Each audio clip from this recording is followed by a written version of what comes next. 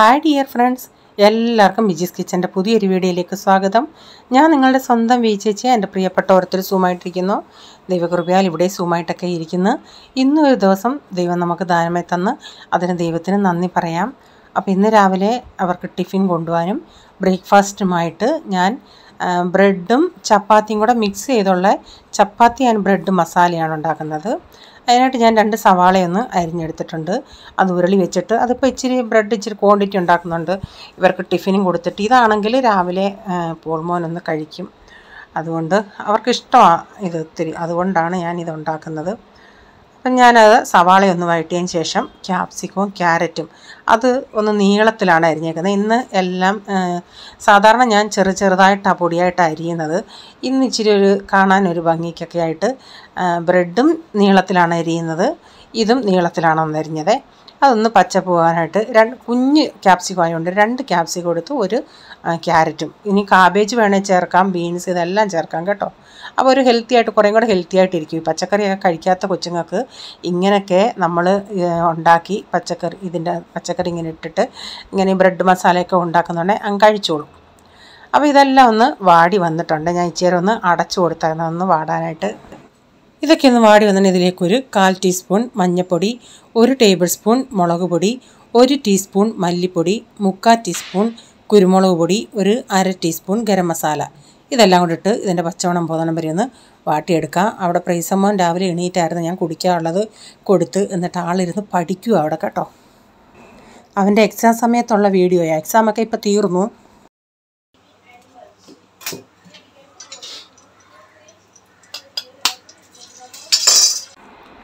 അപ്പോൾ മസാലയൊക്കെ ഒന്ന് മൂത്ത് വന്നിട്ടുണ്ടെങ്കിൽ ഞാൻ നടുക്കോട്ട് ഇച്ചിരി ഒന്ന് ഓയിൽ ഒഴിച്ചിട്ട് ഒരു 4 മുട്ട പൊട്ടിച്ചൊഴിക്കുന്നുണ്ട്. ആ മുട്ടയുടെ മുകളിൽ ഇച്ചിരി ഉപ്പ് വിതറിയിട്ട് അതൊന്ന് കലക്കിയിട്ട് നമുക്കതൊന്ന് സ്ക്രാമ്പിൾ ചെയ്തെടുക്കാം. അപ്പോൾ ഇവർക്ക് ഇടയ്ക്ക് ഈ മുട്ടയൊക്കെ കടിക്കാനോടെ കിട്ടുന്ന ഒരു ഹെൽത്തി ആയൊരു ബ്രേക്ക്ഫാസ്റ്റാണിത്, നമുക്ക് അങ്ങനെ പറയാം കേട്ടോ.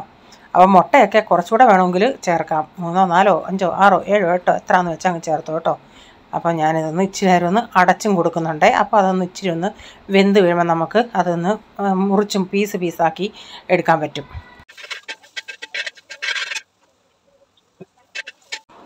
ഞാനൊരു സ്വല്പം വെള്ളം ഒഴിച്ചു കൊടുക്കുന്നുണ്ട്, കാരണം ആ മസാലയൊക്കെ ഇത്തിരി ഡ്രൈ ആയിട്ടിരിക്കുക. ഈ ബ്രെഡൊക്കെ ഇടുമ്പോൾ അതൊന്ന് സോഫ്റ്റ് ആവാൻ വേണ്ടിയേ. ഇതിലേക്ക് ഞാനൊരു 1/2 ടീസ്പൂൺ പഞ്ചസാരയും കൂടെ ചേർത്തിട്ടുണ്ട്. എന്നിട്ട് നന്നായി ഇതൊന്ന് മിക്സ് ചെയ്തിട്ടുണ്ട്. എന്നിട്ട് ഇതിലേക്ക് ഞാൻ ആദ്യം ചപ്പാത്തി ഇട്ട് കൊടുത്ത് പിന്നെ ബ്രെഡ് ഇട്ട് കൊടുത്ത് രണ്ടും ഞാനിങ്ങനെ നീളത്തിലാണ് അരിഞ്ഞത്. എന്നിട്ടത് ഇച്ചിരി നേരം ഒന്ന് അടച്ചു കൊടുത്ത് എന്നിട്ട് തീ ഏറ്റവും കുറച്ച്, അപ്പോൾ ഇച്ചിരി ആവി കയറുന്നുണ്ടെങ്കിൽ അതൊന്ന് സോഫ്റ്റ് ആവും. എന്നിട്ട് നമുക്ക് 2 സ്പാച്ചിലൊക്കെ പിടിച്ചിട്ട് ഇതൊന്ന് ഇളക്കി കൊടുക്കുമെന്ന് വെച്ചാൽ അതൊന്ന് മിക്സ് ചെയ്യാം മസാലകളുമായിട്ടൊക്കെ. ഇപ്പോൾ ഒരാളിവിടെ അടുക്കളയിൽ വന്ന് എന്നോട് ചോദിക്കുന്നുണ്ട്, മമ്മി പ്രാർത്ഥിക്കാൻ നേരം എന്തോ എനിക്ക് വേണ്ടി പറയുന്നതെന്ന്, എക്സാം അല്ലേ?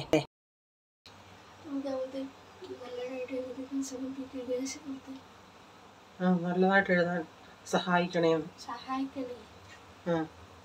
പഠിച്ചതെല്ലാം ഓർത്ത് എഴുതാൻ സഹായിക്കണേ.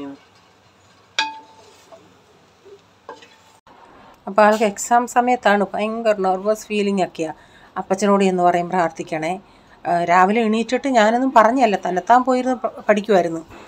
ഇപ്പം നമ്മുടെ ചപ്പാത്തി ബ്രെഡ് മസാല റെഡി ആയിട്ടുണ്ടേ.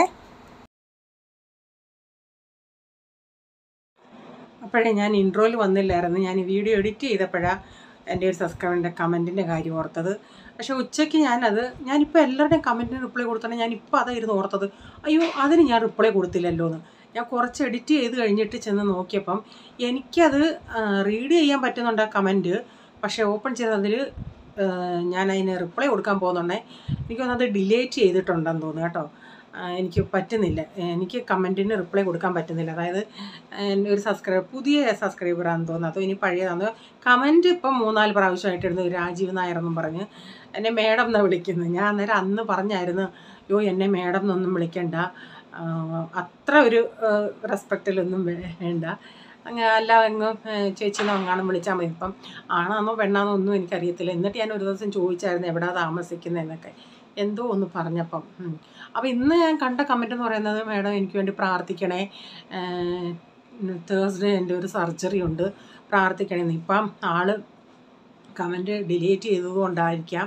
പക്ഷേ ഞാൻ നിങ്ങളോട് എല്ലാവരോടും റിക്വസ്റ്റ് ചെയ്യുകയാണ്, എന്ത് സർജറി ആണെങ്കിലും ഞാൻ എന്നാൽ എന്ത് സർജറി എന്തോന്നൊക്കെയും ചോദിക്കാനായിട്ട് അപ്പോൾ അതിന് റിപ്ലൈക്ക് എന്തോന്നാലും ഞാൻ പ്രാർത്ഥിക്കുന്നുണ്ട്. ആ വിഷയത്തിന് സർജറി എല്ലാം സക്സസ് ആയിട്ട് നടക്കട്ടെ. നിങ്ങളും പ്രാർത്ഥിക്കുക.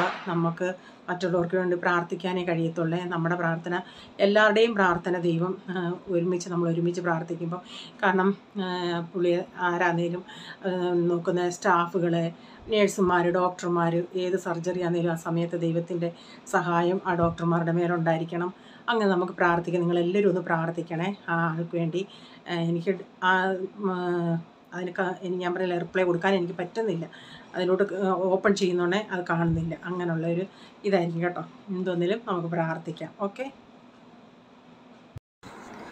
അപ്പം കുറച്ച് നാട്ടിൽ നിന്ന് കൊണ്ടുവന്ന കുരുമുളക് പൊടി തീർന്ന്, അപ്പോൾ അതെടുത്ത് ഇനി ഒന്ന് ചൂടാക്കിയിട്ട് തണുത്തതിന് ശേഷം ഒന്ന് പൊടിക്കണം. കുരുമുളകിനൊക്കെ ഇപ്പം നല്ല വിലയാണെന്ന് പറയുന്നു. അപ്പോൾ ഇന്ന് രാവിലെ ചപ്പാത്തി ആൻറ്റി വിളിച്ച് പറഞ്ഞ് അവിടെ മോക്ക് സുഖമില്ലാത്തതുകൊണ്ട് അവർ അമ്പർനാഥ് അവിടെ പോവാം. അപ്പോൾ ഇനി 2-3 ദിവസത്തേക്കിന് ചപ്പാത്തി കാണത്തില്ല. അപ്പോൾ ഉച്ചക്കിനിയും ചപ്പാത്തി ഉണ്ടാക്കണം. അതുകൊണ്ട് ഞാനൊരു കുറച്ചേ ഉണ്ടാക്കുന്നില്ല. അപ്പച്ചന് വേണ്ടി മാത്രം ഒരു 5-6, അപ്പച്ചൻ അത്രയും തിന്നത്തില്ല, ഞാനങ്ങ് ഉണ്ടാക്കിയുണ്ടെങ്കിൽ അത്രയും ഉണ്ടാക്കിയതാണ്.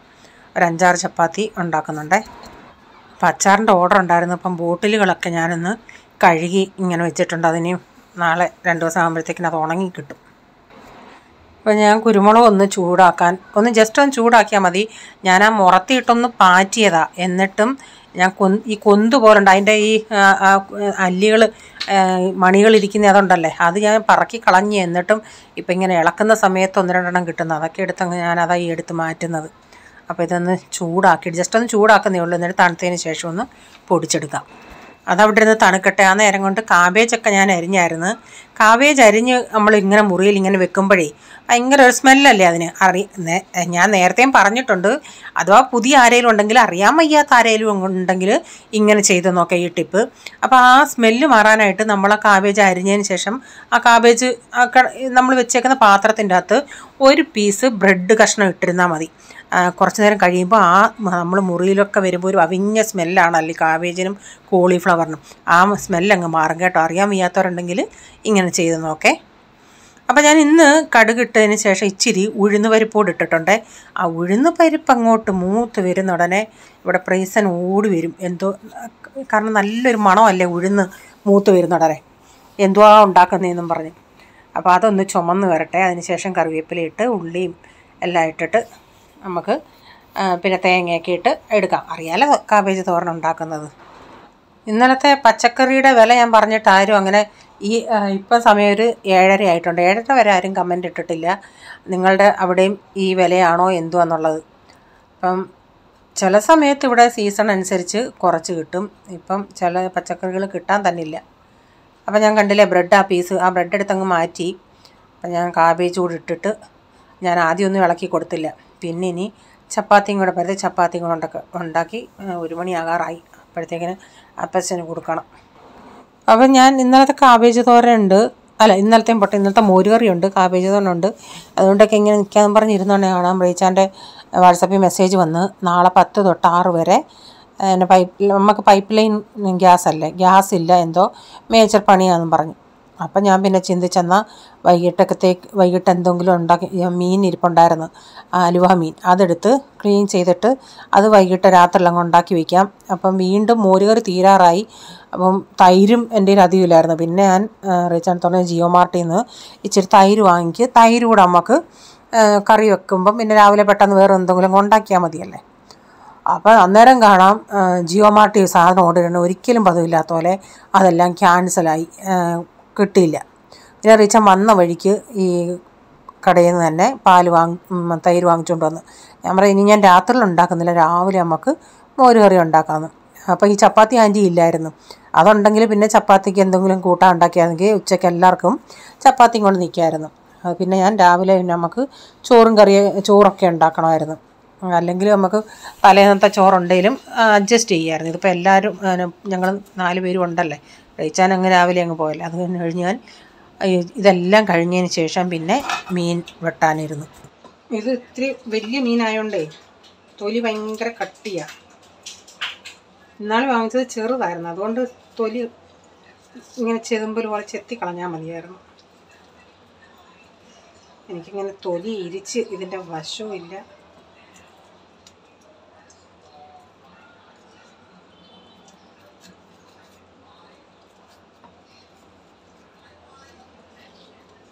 കയ്യേ തെന്നുന്നൊടിച്ച് പുളിവെള്ളത്തിലോട്ട് കൈയിട്ട്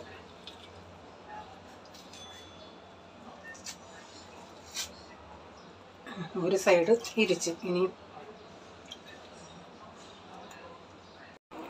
അപ്പം ഞാൻ ഇതൊക്കെ വെട്ടിക്കഴിഞ്ഞ് പിറ്റേ ദിവസമാണെന്ന് തോന്നുന്നു ചേച്ചിയെടുത്ത് പറഞ്ഞായിരുന്നു, എടി ഇങ്ങനെ ആ അലുവ മീൻ വലിയ മീനായതുകൊണ്ട് അതിൻ്റെ തൊലി ഭയങ്കര പാടായിരുന്നു എനിക്ക് വെട്ടാൻ. എനിക്ക് ചൂരയൊക്കെ പെട്ടെന്ന് വെട്ടിയെടുക്കും ഞാൻ. അന്നേരം അവൾ പറഞ്ഞു, എടി നീ എന്തിനാ അങ്ങനെ തൊലി ഇരിക്കാൻ പോയേ, കുറച്ച് വാളം പുളി ഈ മീൻ ഇതൊക്കെ കിടക്കത്തക്ക വിധത്തിലുള്ളൊരു പാത്രത്തിൽ കുറച്ച് വാളം പുളി കലക്കിയിട്ട് ആ വെള്ളത്തിൽ ഒരു 10-15 മിനിറ്റ് ആ മീൻ ഇട്ടിട്ട് നീ ആ പിച്ചാത്തിയും കൊണ്ട് ഇങ്ങനെ ക്ലീൻ ചെയ്യുവാണെങ്കിൽ ചുണ്ണാമ്പ് പോലെ അതിൻ്റെ മുകളിലത്തെ എല്ലാം പോകുമായിരുന്നു. ഞാൻ റെഡി, എനിക്കതറിയത്തില്ലായിരുന്നെന്ന്. ഇനി നെക്സ്റ്റ് ടൈം ആവുമ്പം അങ്ങനെ ചെയ്യാമെന്ന് പറഞ്ഞു. ഇത് ഒത്തിരി മെനക്കെടുപ്പ്, ഭയങ്കര കട്ടിയുള്ള തൊലി. ഇത് വലിയൊരു മീനുമായിരുന്നു. അത് ചെറുതാണെങ്കിൽ നമുക്കങ്ങ് ഇങ്ങനെ പിച്ചാത്തിയും കൊണ്ട് ഇങ്ങനെ ആക്കുന്നുണ്ടേ. ഇല്ല വാള ചുണ്ണാമ്പുള്ള വാളയുണ്ടല്ലേ, അതിൽ നിന്ന് ഇളക്കുന്നത് പോലെ ഇളകിപ്പോവും. ഇത് ഇത്തിരി മെനക്കെടുത്ത് എത്ര സമയം എടുത്തെന്നറിയാമോ എനിക്ക് 3 എണ്ണം കട്ട് ചെയ്തെടുക്കാനായിട്ട്. അയ്യോ, ഇപ്പോൾ സ്റ്റാൻഡൊക്കെ പോയതിനായിരുന്നു തെന്നി കഴിഞ്ഞു. അപ്പോൾ മീൻ നല്ല മീൻസ് ഇത്തിരി ഫ്രഷ് ആയതുകൊണ്ട് അത് ഞാൻ ഇത്രയും അതിനായിട്ട് മൽപ്പിടുത്തം ചെയ്തിട്ടും അത് നശിച്ചു പോയില്ല. കാരണം പിന്നെ എന്താ പറയുന്നത്, നമ്മൾ ചിലപ്പോൾ മീനൊക്കെ വെട്ടുന്നത് അതാകെ വധമായി പോകുമല്ലേ, അങ്ങനെ ആയില്ല. ഒരു വിധത്തിൽ ഞാൻ മൽപ്പിടുത്തം ചെയ്ത് അത് 3ഉം ക്ലീനാക്കി ചെയ്തെടുത്തു. ഞാൻ ചെയ്യുന്ന രീതി എങ്ങനെയാണെന്ന് വെച്ചാൽ, ഇപ്പം നിങ്ങൾക്ക് ഞാൻ പറഞ്ഞു തരേണ്ട ആവശ്യമില്ല, കാരണം ഞാനൊരു മെത്തേഡ് വെച്ചങ്ങ് ചെയ്തതാണ്. ഇങ്ങനെയാണോ ഇതിനെ ചെയ്യുന്നതെന്നും എനിക്കറിയത്തില്ല. അപ്പം ഞാനാണെങ്കിൽ ഈ മീൻ എടുത്തിട്ട് അതിൻ്റെ 2 സൈഡും മുള്ള് ഇച്ചിരി ഒന്ന് കയറ്റിയിട്ട് ഇതിൻ്റെ 2 സൈഡും ഒരു ഇച്ചിരി ഒന്ന് കട്ട് ചെയ്ത്, എന്നിട്ട് ആ 2 വശത്തെ ആ ചിറകുണ്ടല്ലോ അതൊക്കെ അങ്ങ് കട്ട് ചെയ്ത്, പിന്നീട് ഞാൻ ഇതിൻ്റെ ചെകിളയുണ്ടല്ലേ, ചെകിള അങ്ങ് എടുക്കുന്ന ഉടനെ നമുക്കൊരു ഇച്ചിരി അവിടുന്ന് സ്കിന്നിട്ട് വിട്ട് നിൽക്കും. അപ്പോൾ അവിടെ പിടിച്ചിട്ടാണ് ഞാൻ ഈ താപ്പോട്ട് വലിച്ചെടുക്കുന്നത്. അപ്പം ആ തലയുടെ അവിടെ നിന്ന് ഒരു ഇച്ചിരി അങ്ങോട്ട് വലിക്കുമ്പോഴത്തേക്കും റെഡിയാവും. എന്നിട്ട് ആ തള്ളവിരലും കൊണ്ട് ഇങ്ങനെ അമക്കി കൊടുത്തിട്ട് ഇങ്ങനെ താഴോട്ട് വലിച്ചെടുത്താൽ മതി. പറഞ്ഞപ്പോൾ തീർന്നു, പക്ഷേ അത് ചെയ്യുമ്പോൾ ഇത്തിരി ബുദ്ധിമുട്ടാണ് കേട്ടോ. അപ്പം ഞാൻ മീനെല്ലാം വെട്ടിയെടുത്ത് എന്നിട്ട് കറി വെക്കാനും കുറച്ചെടുത്ത്. അറിയിച്ചാൽ ഇത് വറക്കുന്നേ ഇഷ്ടം, കാരണം ഇതിൻ്റെ മുള്ള് കട്ടിയേ ഇല്ലല്ലേ. ഞാനപ്പോൾ ഇച്ചിരി 2 ടീസ്പൂൺ കടലമാവ്, മഞ്ഞൾപ്പൊടി, മുളക് പൊടി, ഇഞ്ചി വെളുത്തുള്ളി പേസ്റ്റ്, ഉപ്പ്, കുരുമുളക് പൊടി ഇതെല്ലാം കൂടെ ഇട്ടിട്ട് ഇച്ചിരി ഒന്ന് കുഴച്ച് ഞാനത് ഇന്നിപ്പം വറക്കാനുള്ളത് മാറ്റി വെച്ചിട്ട് ഇന്ന് ഞാനങ്ങ് വൈകിട്ട് കറി വെക്കും. ഞാനിത് റീച്ചാൻ്റെ മെസ്സേജ് കണ്ടതുകൊണ്ട് അങ്ങ് വെട്ടിയല്ല. ഇതിപ്പം ഞാൻ ഉച്ചക്കത്തെ എല്ലാം കഴിഞ്ഞതിന് ശേഷമാണ് ഇതിൻ്റെ പുറകെ വെട്ടാനിരുന്നത്. അപ്പം വെട്ടി വന്നപ്പോഴത്തേക്കിനും 1.5 മണിക്കൂർ എടുത്ത് ഇത് വെട്ടാനായിട്ട്. അപ്പോഴത്തേക്കിനും വധമായി നിന്ന്. പിന്നെ ഞാൻ അത് ക്ലീൻ ചെയ്തെല്ലാം ഫ്രിഡ്ജിൽ കൊണ്ടങ്ങ് വെച്ച്, എന്നിട്ട് വൈകിട്ടാണ് എണീറ്റ് കറി വെച്ചത്.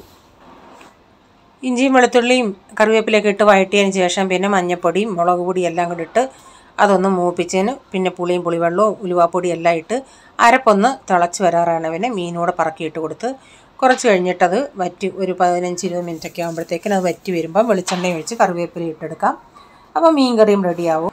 വീട്ടിൽ കറണ്ട്, വെള്ളം, ഗ്യാസ് ഇതൊക്കെ ഇല്ലെങ്കിൽ നമുക്കാകെ ഒരു മൂത്താവധിയാണെന്നുള്ളതാണ്. നമ്മളെപ്പോഴും ഈ വെള്ളമൊക്കെ ഉപയോഗിക്കുന്നതുകൊണ്ട് നമുക്കൊന്നും അതിൻ്റെ വാല്യൂ മനസ്സിലാവുന്നില്ല. ഒരു ദിവസം വെള്ളമില്ല, ലേറ്റായിട്ടേ വരത്തുള്ളൂ എന്നൊരു മെസ്സേജ് വന്നാൽ പിന്നെ നമുക്കാകെ എത്ര വെള്ളം ഡ്രമ്മിലൊക്കെ പിടിച്ചു വെച്ചാലും ഈ എപ്പോഴും വെള്ളം ഉള്ളതുപോലെ നമുക്ക് പറ്റത്തില്ല. നമ്മുടെ പുളിയുടെ ഡപ്പ ഒന്ന് കഴുകിയെടുത്തു. ഇപ്പം എനിക്ക് ഇത്രയും വലിയ ഭരണിയൊന്നുമില്ല. ഭരണിയൊക്കെ ഉണ്ടെങ്കിലും എനിക്ക് വെക്കാനുള്ള സൗകര്യമൊന്നുമില്ല. എല്ലാവരും ഇപ്പം പറയും പുളിയൊന്നും പ്ലാസ്റ്റിക്കിലിടല്ലേ, കലത്തിലോ ഭരണിയിലോ ഇടാൻ. അതൊന്നും ഇവിടെ എനിക്ക് പറ്റത്തില്ല. എന്നാലിപ്പോൾ ഞാൻ ഇതിലോട്ടാക്കിയിട്ട്